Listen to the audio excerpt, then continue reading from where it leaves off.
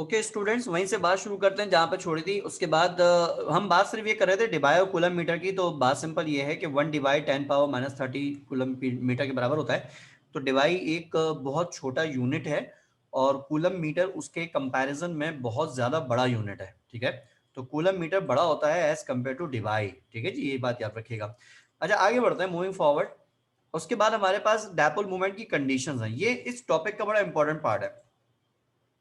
अगर आपको कोई मॉलिक्यूल दिया जाए और आपसे कहा जाए कि बताएं इसमें डायपोल मूवमेंट होगी या नहीं होगी, तो आपको ये कंडीशंस आइडेंटिफाई करना आनी चाहिए। आप भले इसको याद कर लें चीजों को बाद में, लेकिन इसका सिस्टमेटिक अप्रोच अगर आप समझ लेंगे तो बहुत बेहतर होगा। जैसे फॉर एग्जांपल, अगर आपको कोई मॉलिक्यूल दिया जाता है और आपसे कहा जाता है कि बताओ इसमें डायपोल मूवमेंट होगी या नहीं होगी, तो आपने सिस्टमेटिक अप्रोच फॉलो करनी है। अब सिस्टमेटिक अप्रोच क्या है कि आपको जब कोई मॉलिक्यूल दिया जाएगा तो आपने सबसे पहले ये चीज वहां पे देखनी है कि जो मॉलिक्यूल आपको दिया हुआ है वो मॉलिक्यूल किस तरह का मॉलिक्यूल है। मतलब वो मॉलिक्यूल कोई डाई एटॉमिक मॉलिक्यूल है या वो मॉलिक्यूल कोई पॉली एटॉमिक मॉलिक्यूल है। आपने सबसे पहली चीज जो है वो यहाँ पे ये देखनी है कि वो डाई एटॉमिक है या पॉली एटॉमिक है। ठीक है, डाई एटॉमिक मॉलिक्यूल्स और पॉली एटॉमिक मॉलिक्यूल्स कौन से होंगे? Simply diatomic molecules just वो मॉलिक्यूल्स होंगे जिनमें टोटल 2 एटम्स आते हो, और पॉली एटॉमिक मॉलिक्यूल्स वो मॉलिक्यूल्स होंगे जिनमें मोर देन 2 एटम्स आते हो, मोर देन 2 एटम्स प्रेजेंट हो, तो वो पॉली एटॉमिक होंगे। तो अगर आपके सामने कोई मॉलिक्यूल है और आपको देखना है कि भाई डायपोल मूवमेंट है या नहीं, तो सबसे पहले आप ये कैटेगराइज करें कि क्या वो डाई एटॉमिक है या पॉली एटॉमिक है। पहला क्राइटेरिया ये रहा। जैसे फॉर एग्जाम्पल, अगर आपके सामने एक मॉलिक्यूल दिया हुआ है, for example HCl, hydrochloric acid, अब पूछा जाए कि भाई डायपोल मूवमेंट है कि नहीं, तो पहले आप उसको कैटेगराइज करें कि भाई HCl जो होता है, HCl is a diatomic molecule, क्योंकि 2 एटम्स आ रहे हैं, एक हाइड्रोजन और दूसरा chlorine, it is a diatomic molecule. अगर आपसे कहा जाए कार्बन डाइऑक्साइड CO2, उसमें डायपोल मूवमेंट है कि नहीं, उसको कैटेगराइज करें कि डाई एटॉमिक है या पॉली एटॉमिक है। तो कार्बन डाइऑक्साइड की बात करें तो कार्बन डाइऑक्साइड में टोटल 3 एटम्स आते हैं। एक एटम कार्बन का होता है और बाकी 2 एटम्स ऑक्सीजन के होते हैं, CO2। टोटल 3 एटम्स हैं। तो कार्बन डाइऑक्साइड में टोटल 3 एटम्स हैं, तो इसलिए पॉली एटॉमिक में आएगा। यानी जब मोर देन 2 एटम्स होंगे तो उसको आप पॉली एटॉमिक मॉलिक्यूल में कंसिडर करेंगे। समझ में आ रही बात? जैसे फॉर एग्जाम्पल आपसे कहा जाता है कि नाइट्रोजन का मॉलिक्यूल N2 वो क्या चीज है, डाई एटॉमिक या पॉली एटॉमिक।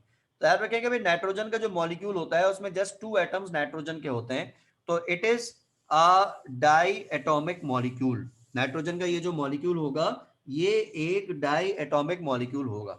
इसी तरह अगर पूछा जाए कि भाई ब्रोमीन का मॉलिक्यूल कैसा मॉलिक्यूल है, तो ब्रोमीन का जो मॉलिक्यूल होगा again it will be a diatomic molecule. ठीक है जी। इसी तरह अगर पूछा जाए कि हाइड्रोजन फ्लोराइड का मॉलिक्यूल कैसा होगा, HF, तो HF का जो मॉलिक्यूल होगा, बिल्कुल अक्सा जी, मैं भी यही एग्जांपल दे रहा था, it is a diatomic molecule.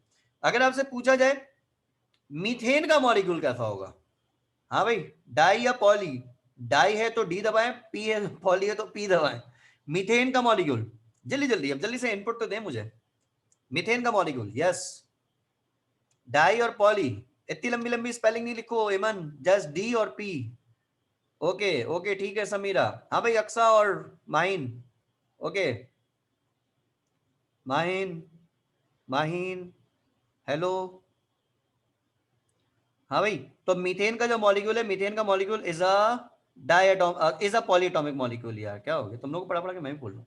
Polyatomic molecule, ठीक है। टोटल 5 एटम्स होते हैं, 1 कार्बन का और 2 हाइड्रोजन के, it is a polyatomic molecule. अच्छा भाई, ये बताएं वाटर का मॉलिक्यूल, वाटर किस कैटेगरी में आएगा? हाँ जी, अक्सा का आंसर आया जी। ओके हेमन माइन, ठीक हो गया, ठीक हो गया। ओके जी, वाटर का molecule, water molecule is a polyatomic molecule, ठीक हो गया जी। ओहो, H2O इधर लिख देता हूँ, it is a polyatomic molecule. अच्छा, इसी तरह से अगर आपसे कहा जाए कि क्लोरीन का मॉलिक्यूल कैसा मॉलिक्यूल है, क्लोरीन मॉलिक्यूल, सही है, क्लोरीन मॉलिक्यूल जो है it is a diatomic molecule, ऐसा ही है। और अगर आपसे पूछा जाए कि अमोनिया का मॉलिक्यूल कैसा है,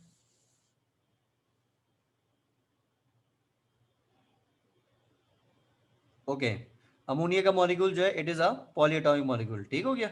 अच्छा, इसी तरीके से अगर आपसे कहा जाए कि भाई इथीन का मॉलिक्यूल कैसा है? इथीन याद है, पीछे ऑर्बिटल स्ट्रक्चर पढ़ा था मैंने, C2H4 आया, एमन का आंसर है। ठीक है जी, इथीन का मॉलिक्यूल है, it is a polyatomic molecule. ठीक है, इथाइन का मॉलिक्यूल है, it is a polyatomic molecule. Benzene का मॉलिक्यूल है, it is a polyatomic molecule. सही ना, बेंजीन में 12 एटम्स होते हैं, it is a polyatomic molecule. इसका आयोडीन का मॉलिक्यूल, आयोडीन मॉलिक्यूल सही है, सही है। आयोडीन मॉलिक्यूल जो है again it is a diatomic molecule. Fluorine का molecule is a diatomic molecule. ठीक हो गया जी। तो इस तरह की और भी एग्जांपल्स बहरहाल इसमें से 50 तरह की एग्जांपल निकाली जा सकती हैं। ठीक है, जैसे बेरिलियम क्लोराइड है, it is a polyatomic molecule. Boron fluoride है, it is a polyatomic molecule. अच्छा, अब जरा बात को समझें। अगर आपके सामने कोई मॉलिक्यूल दिया जाए, पूछा जाए डायपोल मूवमेंट है कि नहीं, पहला स्टेप क्या करेंगे, आपने उसको कैटेगराइज किया कि वो डायटोमिक है या पॉलीएटॉमिक है। ठीक हो गया। अब जब आपने कैटेगराइज किया और सपोज करें जो मॉलिक्यूल है वो डायटोमिक निकला, तो अगर मॉलिक्यूल डायटोमिक निकला तो फिर आपने ये देखना है कि वो मॉलिक्यूल नॉन पोलर है या पोलर है। सही है, अगर मॉलिक्यूल डायटोमिक निकला तो आपने ये देखना है कि मॉलिक्यूल नॉन पोलर है या पोलर है। अगर मॉलिक्यूल सेम एलिमेंट से मिलकर बना है, हाइड्रोजन हाइड्रोजन से, ऑक्सीजन ऑक्सीजन से, नाइट्रोजन नाइट्रोजन से, क्लोरीन क्लोरीन से, ठीक है, तो अगर सेम एटम से, सेम एलिमेंट से मिलकर बना हुआ है तो वो जो मॉलिक्यूल होगा वो नॉन पोलर मॉलिक्यूल होगा। और अगर डिफरेंट एलिमेंट होंगे तो वो मॉलिक्यूल जो होगा वो पोलर मॉलिक्यूल होगा। तो इसलिए जो मैंने लिस्ट बनाई हुई है, nitrogen, bromine, chlorine, iodine, fluorine, ठीक है, इन लिस्ट में खास बात सिंपल क्या है, इसमें खास बात सिंपल ये है कि सारे के सारे जो मॉलिक्यूल ऊपर मैंने लिखे हुए हैं, all these are non polar molecules. ठीक है जी। और इसी तरीके से इधर जो मैंने HF और HCl इनको मेंशन किया है, इनकी खास बात क्या है, इनकी खास बात सिंपल ये है कि these molecules are polar molecule. तो अब यहां पे रूल को समझो कि अगर आपको मॉलिक्यूल दिया और डायपोल मूवमेंट पूछा, आपने देखा कि डायटोमिक है या पॉलीएटॉमिक है, आपने देखा डायटोमिक है, तो फिर आपने ये देखा कि अगर ये डायटोमिक है, अगर ये डायटोमिक है तो ये पोलर है या नॉन पोलर है। तो भाई बात सिंपल सी ये है कि भाई आपने देखा कि भाई मॉलिक्यूल नॉन पोलर है। अगर मॉलिक्यूल नॉन पोलर होगा तो उसकी डायपोल मूवमेंट जीरो होगी, डायपोल मूवमेंट उसमें नहीं होगी। आप उसको इलेक्ट्रिक फील्ड में रखेंगे वो नहीं टर्न होगा। ठीक है, टर्न नहीं होगा, डायपोल मूवमेंट जीरो। और अगर मॉलिक्यूल पोलर है, यानी डिफरेंट एलिमेंट्स आ रहे हैं, जैसे कि ये, जैसे कि ये, अगर मॉलिक्यूल पोलर है तो जो पोलर मॉलिक्यूल होगा उसमें लाजमी तौर पर डायपोल मूवमेंट होगी, यानी उसकी डायपोल मूवमेंट जीरो नहीं होगी। अब वो कितनी वैल्यू होगी, क्या होगी, वो सब आपने याद नहीं करना, बस इतनी बात याद रखनी है कि होगी या नहीं होगी, इतनी बात याद रखनी है। ठीक है, तो अगर नॉन पोलर मॉलिक्यूल है यानी सेम एलिमेंट आ रहे हैं तो उसकी डायपोल मूवमेंट जीरो, यानी उसमें कोई डायपोल मूवमेंट नहीं है। और अगर डिफरेंट एलिमेंट्स आ रहे हैं तो उसमें फिर कुछ ना कुछ डायपोल मूवमेंट लाजमी तौर पर आपकी होगी। तो ये इस तरीके से होगा। ये तो हो गया डायटोमिक का। उसके अगेंस्ट में अगर हम यहां पे बात करते हैं पॉलीएटॉमिक मॉलिक्यूल की, अगर आपको कोई मॉलिक्यूल दिया और पूछा कि डायपोल मूवमेंट है कि नहीं, तो आपने देखा कि भाई वो मॉलिक्यूल पॉलीएटॉमिक निकला। अब जब मॉलिक्यूल पॉलीएटॉमिक निकलेगा तो आपको कैसे पता चलेगा कि भाई डायपोल मूवमेंट है कि नहीं? तो इसका जेन्युइन तरीका बताता हूं पहले, फिर जाली तरीका बताता हूं। इसका जेन्युइन तरीका ये है कि अगर आपके पास कोई पॉलीएटॉमिक मॉलिक्यूल निकल आया तो आपने फिर ये देखना है कि वो मॉलिक्यूल अपनी ज्योमेट्री के लिहाज से सिमेट्रिकल मॉलिक्यूल है या वो अपनी ज्योमेट्री, अपने स्ट्रक्चर के लिहाज से एसिमेट्रिकल या अनसिमेट्रिकल, जैसा हम कहते हैं, वो एसिमेट्रिकल मॉलिक्यूल है। आपने ये देखना है। ठीक है जी। तो बात यहां पर यह आती है कि अगर मॉलिक्यूल सिमेट्रिकल होगा तो सिमेट्रिकल मॉलिक्यूल्स के अंदर जो डायपोल मूवमेंट होती है वो जीरो होती है, यानी मॉलिक्यूल अगर सिमेट्रिकल होगा उसमें किसी किस्म की कोई डायपोल मूवमेंट नहीं होगी। और अगर मॉलिक्यूल एसिमेट्रिकल है तो उसकी डायपोल मूवमेंट जीरो नहीं होगी, उसकी कोई ना कोई पर्टिकुलर डायपोल मूवमेंट लाजमी तौर पे होगी। ठीक है जी, ये इस तरह से पता चलेगा। लेकिन बात फिर वही क्वेश्चन अटक गया जहन में कि हमें कैसे पता चलेगा सिमेट्रिकल कौन, एसिमेट्रिकल कौन। सिमेट्रिकल और एसिमेट्रिकल बताने के बहुत सारे तरीके हैं, एक आसान तरीका समझा देता हूं और ये समझ में ना आया तो फिर एक जाली तरीका भी सिखा देता हूं।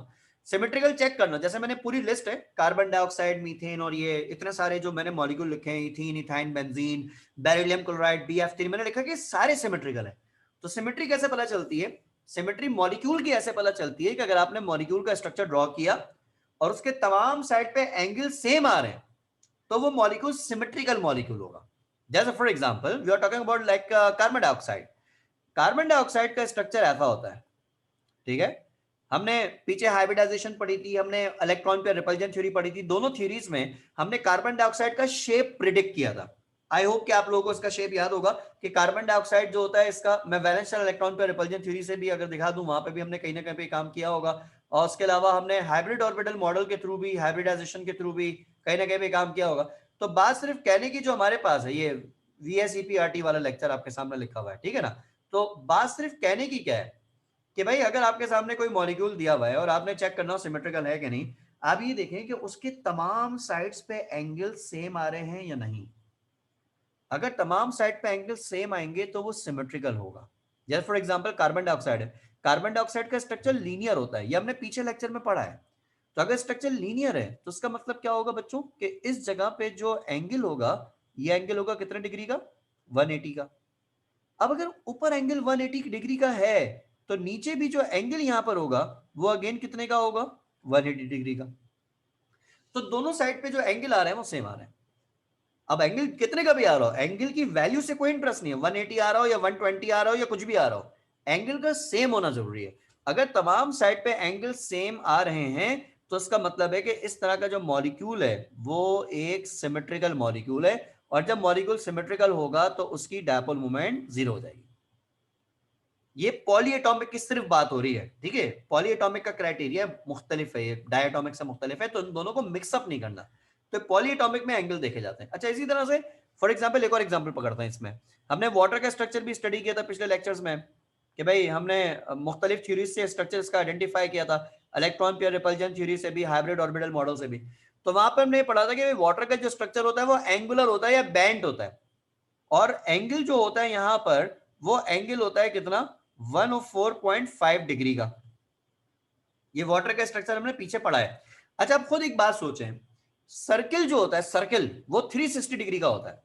तो अगर एंगल इस जगह पे 104.5 का है और आपसे पूछा जाएगा बच्चों इस जगह पे एंगल कैसे निकलेगा, तो दूसरी जगह का एंगल कैसे निकलेगा बच्चों, बता सकेंगे? एनी आइडिया कि भाई एक साइड पे एंगल 104.5 का है, दूसरे का निकलेगा कैसे, कैसे निकलेगा? एमन का आंसर आया, very good very good very good very good very good, बिल्कुल सही बिल्कुल सही। समीरा सही हो गया, अक्सा ठीक ठीक ठीक, वेरी गुड। माइन समझ में आ रहा है क्या कह रहे हैं लोग? तुम्हें नजर ही नहीं आ रहा होगा ये क्या कह रहे हैं, वैसे ही पूछ रहा हूं कि समझ में आ रहा है कि कैसे निकलेगा। आप 360 में से जब माइनस करेंगे, हाँ वेरी गुड शाबाश, 360 में से जब माइनस करेंगे 104.5 डिग्री तो आपको दूसरी साइड पर एंगल मिल जाएगा, जो कि तकरीबन मिलेगा मेरा ख्याल है 255.5 मिलता है मेरा ख्याल है। तो भाई बात सिर्फ कहने की कि एंगल जितने का भी मिल रहा हो, जो बात हमारे मतलब की है वो बात हमारे मतलब की सिंपल ये है कि देखो जो दोनों साइड पे एंगल मिल रहे हैं मॉलिक्यूल के, यानी कि इस साइड पे जो एंगल बन रहा है और इस साइड पे जो एंगल बन रहा है वो एंगल सेम नहीं है। तो जब दोनों साइड पे एंगल सेम नहीं होंगे, दोनों साइड पे एंगल जब डिफरेंट होंगे, तो इस तरह का जो मॉलिक्यूल होगा ये मॉलिक्यूल एक एसिमेट्रिकल मॉलिक्यूल होगा। और जब कोई मॉलिक्यूल एसिमेट्रिकल होता है तो उसकी जो डायपोल मोमेंट होती है वो वहां पे जीरो नहीं होती, उसकी कोई ना कोई लाजमी तौर पे स्पेसिफिक वैल्यू होती है, ठीक है। ये इस तरीके से होता है। तो इसलिए डायपोल मोमेंट के हवाले से ये चीज ध्यान में रखिएगा कि अगर कोई मॉलिक्यूल डायटोमिक है, मैं बता रहा हूं, रुक जा, मैं सीसी जैसे से बात कर रहा हूं, मैं आपको और बातें क्लियर करता हूं, देखते जाइएगा। तो अगर कोई मॉलिक्यूल डायटोमिक है तो आप जब डायपोल मोमेंट चेक करेंगे कि डायपोल मोमेंट है या नहीं है, तो आपने नॉन पोलर एंड पोलर की बेसिस पे चेक करना है, ठीक है। नॉन पोलर एंड पोलर की बेसिस पे चेक करना है कि अगर मॉलिक्यूल नॉन पोलर है, डायटोमिक मॉलिक्यूल है और वो मॉलिक्यूल अगर नॉन पोलर है, तो जब नॉन पोलर मॉलिक्यूल होगा तो उस नॉन पोलर मॉलिक्यूल में डायपोल मोमेंट जीरो। और अगर मॉलिक्यूल पोलर है, डायटोमिक मॉलिक्यूल पोलर है, तो उसमें डायपोल मोमेंट जीरो नहीं होगी, उसकी कोई ना कोई डायपोल मोमेंट होगी। और अगर मॉलिक्यूल डायटोमिक के बजाय पॉलीएटॉमिक निकला तो पॉलीएटॉमिक में पोलर नॉन पोलर नहीं देखा जा सकता। पॉलीएटॉमिक में ज्योमेट्री देखेंगे, सिमेट्रिकल या एसिमेट्रिकल। अगर ज्योमेट्री सिमेट्रिकल है तो डायपोल मोमेंट जीरो है, और अगर ज्योमेट्री एसिमेट्रिकल है तो डायपोल मोमेंट की कोई ना कोई वैल्यू लाजमी होगी। और अगर कभी आपको पहचानने में मसला हो जाए कि सिमेट्रिकल कौन है या कौन नहीं, तो इसका एक और आसान तरीका बता दूं कि अगर कोई पॉलीएटॉमिक मॉलिक्यूल है और उस पॉलीएटॉमिक मॉलिक्यूल में इलेक्ट्रॉन के लोन पेयर प्रेजेंट है, ये आपको नजर आ रहे होंगे। तो अगर उसमें इलेक्ट्रॉन के लोन पेयर प्रेजेंट है, वो लाजमी तौर पे एसिमेट्रिकल पॉलीएटॉमिक मॉलिक्यूल होगा और उसकी जो डायपोल मूवमेंट होगी वो कोई ना कोई सर्टेन वैल्यू लाजमी होगी। तो आप पॉलीएटॉमिक में एक जाली तरीका ये बना सकते हैं। जेन्युइन तरीका तो मैंने समझा दिया कि सिमेट्रिकल है तो डायपोल मूवमेंट जीरो है, लेकिन जाली तरीका ये अपनी आसानी के लिए बना सकते हैं। अक्सर हम एमकेट वालों को गाइड करते हैं कि अगर मॉलिक्यूल आपको नजर आ रहा है और उसमें इलेक्ट्रॉन के लोन पेयर प्रेजेंट हैं, तो लोन पेयर वाला मॉलिक्यूल हमेशा एसिमेट्रिकल मॉलिक्यूल होता है और उसकी डायपोल मूवमेंट की कोई ना कोई लाजमी तौर पे वैल्यू होगी। और अगर लोन पेयर एब्सेंट है, तो लोन पेयर एब्सेंट होने के नतीजे में वो मॉलिक्यूल सिमेट्रिकल होगा, उसकी डायपोल मूवमेंट नहीं होगी। ठीक है ना। तो इसलिए इन तमाम पॉलीएटॉमिक मॉलिक्यूल को देखें, carbon dioxide, methane, C2H4, C2H2, C6H6, BCl2, BF3, इन तमाम पॉलीएटॉमिक मॉलिक्यूल को अगर आप चेक करें तो इन तमाम पॉलीएटॉमिक मॉलिक्यूल में से किसी में भी लोन पेयर ऑफ इलेक्ट्रॉन नहीं है। तो जब लोन पेयर ऑफ इलेक्ट्रॉन नहीं है तो ये मॉलिक्यूल लाजमी तौर पे सिमेट्रिकल होंगे, इनकी डायपोल मूवमेंट यहाँ पे जीरो होगी। बेंजीन को अगर मैं आपको दिखाऊं ना, तो बेंजीन में क्या कहानी होती है। बेंजीन का स्ट्रक्चर बहुत बड़ा है, आप इंडिविजुअल एटम को भी खाली देखें तो पूरी बात आपकी समझ में आ जाएगी। बेंजीन का जो स्ट्रक्चर होता है ना, वो असल स्ट्रक्चर पता है ऐसा होता है जनाब, एक मिनट। बेंजीन का स्ट्रक्चर एक्चुअल में यूं होता है, carbon carbon carbon carbon carbon carbon,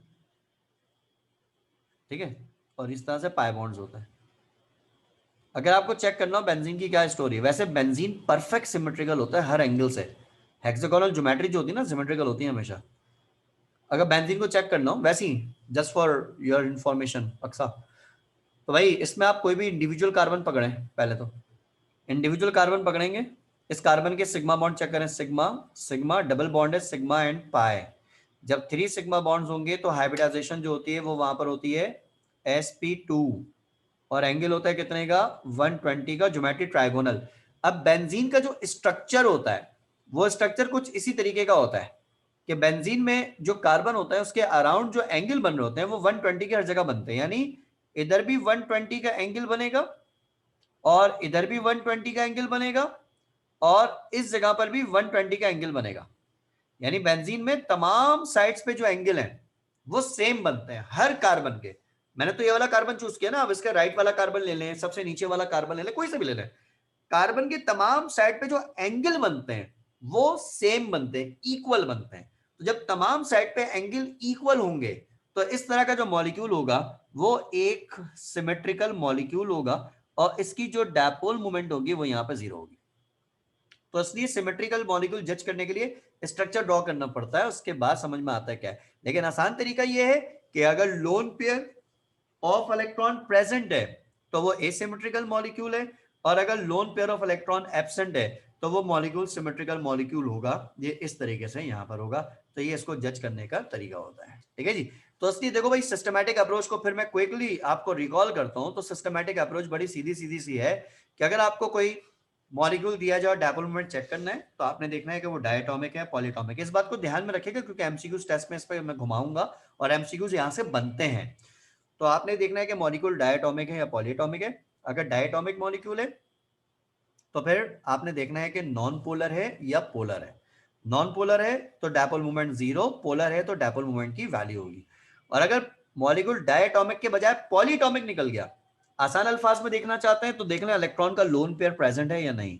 अगर इलेक्ट्रॉन का लोन पेयर है तो डायपोल मूवमेंट की वैल्यू होगी, और अगर लोन पेयर नहीं है तो डायपोल मूवमेंट की वैल्यू नहीं होगी। या फिर आपको हाइब्रिडाइजेशन पता होनी चाहिए और एंगल पता होना चाहिए। अगर तमाम साइड पे एंगल सेम आ रहे हैं तो मॉलिक्यूल जो होगा वो सिमेट्रिकल होगा, डायपोल मूवमेंट जीरो होगी। और अगर एंगल डिफरेंट आ रहा है किसी भी मॉलिक्यूल के अराउंड तो मॉलिक्यूल जो होगा वो एसिमेट्रिकल होगा, और ज्योमेट्री और उसका जो डायपोल मूवमेंट होगी उसकी कोई ना कोई स्पेसिफिक वैल्यू वहां पे लाजमी होगी। ये इस तरह से होगा। ठीक है जी।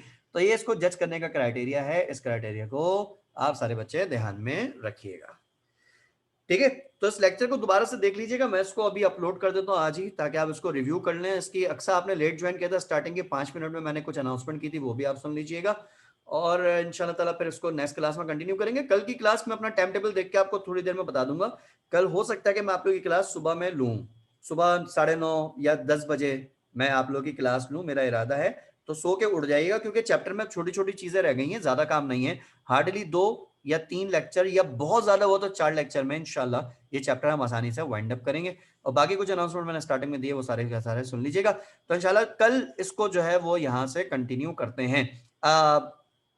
ठीक है बच्चों, तो इसको यहीं तक रखते हैं। बाकी मुझे एक बात ही बता दीजिए, जो बच्चे अभी प्रेजेंट है क्लास में उनसे कल उन लोगों की वैसे मुझे बता दें कि क्लास का शेड्यूल क्या है, मतलब कोई इनकी क्लास है कल या नहीं है, मुझे अगर आप बता दें।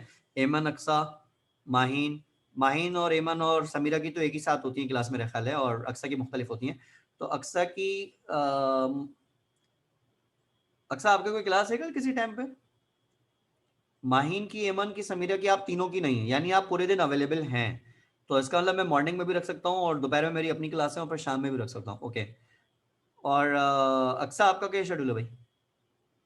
6:20 पे आपकी क्लास? ओके, ठीक हो गया जी, ठीक हो गया, सही। बस सही, फिर मैं देख लेता हूँ 6:20 से लेके कब तक है। अजीब सा सवाल।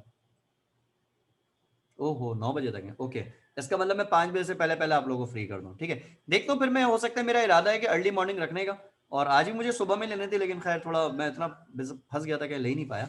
तो ये कि मैं फिर कल मॉर्निंग में इंशाल्लाह ताला क्लास लूंगा। मैं आपको अभी शाम में जो है ना मगरिब इशा के दरमियान कंफर्म कर दूंगा उसका टाइम क्या है। ठीक है, उसको देख लीजिएगा, आखिर आखिर की चीज़ें आसानी से हो जाएंगी इंशाल्लाह। चलें बच्चों, थैंक यू सो मच बेटा, टेक केयर, अल्लाह हाफिज़। आई होप एमन तुम्हें फैन की डैपोल वो समझ में आ गई होगी, फैन का टॉर्क नहीं आया तो फिर जरा ऑब्जर्व करना, फिर दोबारा इस पर बात करेंगे। चलें बच्चों, थैंक यू सो मच बच्चों, टेक केयर, अल्लाह हाफिज़।